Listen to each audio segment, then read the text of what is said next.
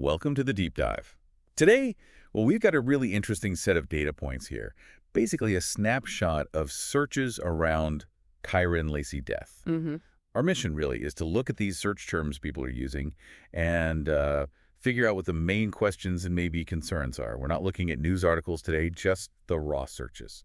Exactly. And it's quite a range, Yeah. from the very basic, like just Kyren Lacy or old Sioux football player, Right. to the really pointed questions about his passing.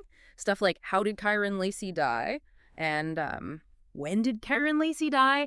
It's a direct look at what people want to know.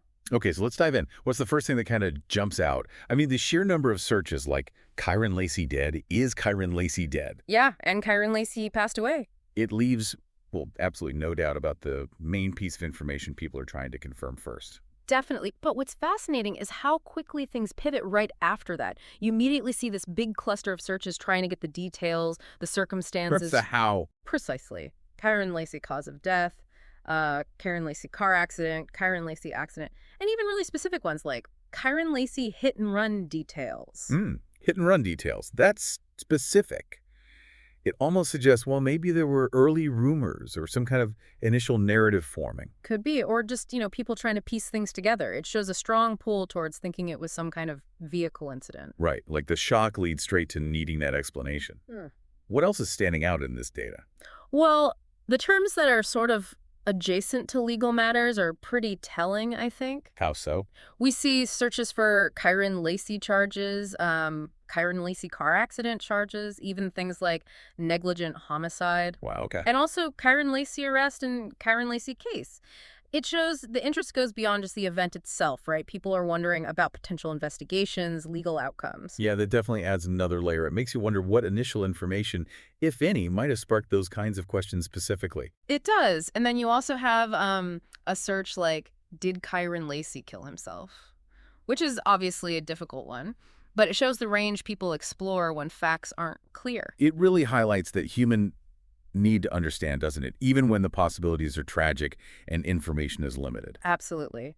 And if we shift focus just a bit, there's another clear theme, Kyren Lacy, the athlete. Ah, right.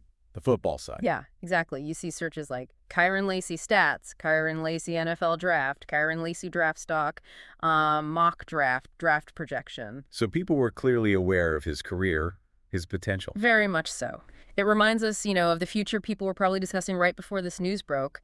It adds, well, another dimension to the sense of loss. Okay, so let's try and pull this all together then. These search terms, they really paint a picture, don't they? A picture of a significant public reaction to the passing of Kyren Lacy, this LSU football player. First, there's the confirmation, just establishing the fact.